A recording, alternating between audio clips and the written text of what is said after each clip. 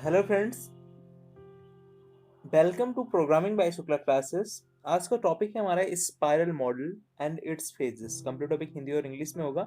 ये हमारा दूसरा लेक्चर है सॉफ्टवेयर इंजीनियरिंग एंड टेस्टिंग पे। तो लेट्स बिगिन। आज के टॉपिक के ऊपर बात करते हैं थोड़ा सा। स्पाइरल मॉडल होता क्या है, बहुत ही इंपॉर्टेंट टॉपिक है ये।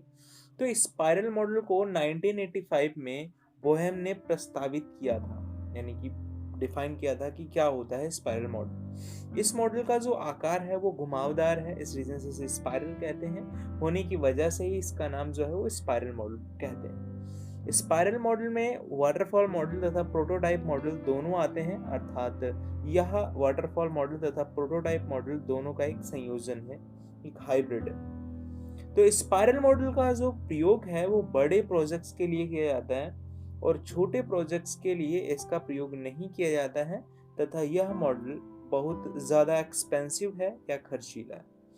ग्राफ में अगर समझें तो कैसे इसके कितने पेजेस में बांटा गया इसे समझते हैं। प्लानिंग है, रिस्क एनालिसिस है, एवेल्युएशन और इंजीनियरिंग, यानी कि requirement gathering, risk analysis, prototyping, coding, testing and project evolution. तो चलिए इनको थोड़ा सा डिस्क्राइब करते हैं हम।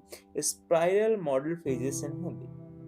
तो 4 फेजेस हैं इसके। प्लानिंग है, रिस्क एनालिसिस है, इंजीनियरिंग है और एवोल्यूशन। तो इनको थोड़ा सा अभी हम डिस्क्राइब करते हैं कि ये क्या होती है। प्लानिंग फेज क्या होता है, रिस्क एनालिसिस फेज क्या होता है, इंजीनियरिंग फेज क्या होता है और एवोल्यूशन फेज क्या होता है। तो चलिए आसान भाषा में इस चीज को समझते हैं। तो पहला फेज है हमारा प्लानिंग फेज। प्लानिंग फेज में क्या होता है, प्लानिंग फेज में जितनी भी हमारी रिक्वायरमेंट्स हैं उनको इकट्ठा किया जाता है, यानी कि एकत्रित किया जाता है, गैदर किया जाता है।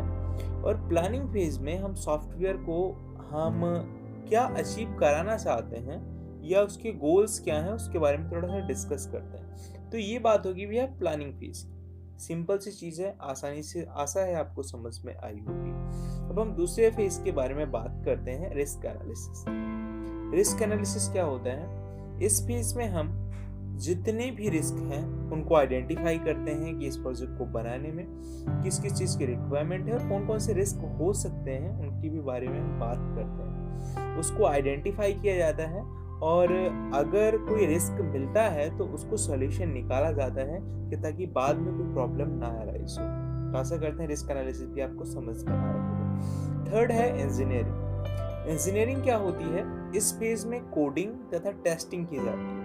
Coding as you know that बहुत सारी प्रोग्रामिंग लैंग्वेजेस हैं जिनमें हम कोड करते हैं जिससे कंप्यूटर को आसानी से समझ में आ जाता है, इसे कहते हैं कोडिंग। उसको टेस्ट करते हैं ये कोडिंग सही है या नहीं है, सही तरीके से एग्जीक्यूट हो रही है, कंप्यूटर सही तरीके से काम कर रहा है या नहीं। सॉफ्टवेयर के डेवलपमेंट की पूरी प्रक्रिया जो है वो इसी फेज में हो जाती है। फिर आता है हमारे पास फोर्थ और लास्ट, एवोल्यूशन। इंजीनियरिंग के बाद एवोल्यूशन। इस फेज में क्या होता है, जो भी सॉफ्टवेयर बन के तैयार हुआ है उसको कस्टमर एवेल्युएट करता है, यानी कि उसका मूल्यांकन करता है तथा अपना फीडबैक देता है कि ये सही है, गलत है, या जिसके लिए बनाया गया है, जिस प्रॉब्लम को सॉल्व करने के लिए, ये परफेक्टली उस चीज के लिए काम कर रहा है या नहीं कर रहा है।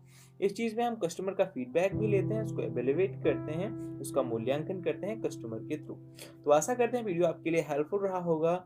ये सॉफ्टवेयर इंजीनियरिंग एंड टेस्टिंग के इस फेज में आपको समझ में आया होगा किन किन चीज़ों के बारे में हमने बात की। अगर वीडियो पसंद आया है तो इसे लाइक करें, शेयर करें अपने दोस्तों के साथ, मुझे थोड़ी सी हेल्प कर सकते हैं। सब्सक्राइब करना ना भूलें हमारे चैनल को हमेशा अपडेट रहने के लिए। तो keep learning, gain knowledge with me. Thanks for giving your precious time to me. Learn, here everything that you want. Now the comment section.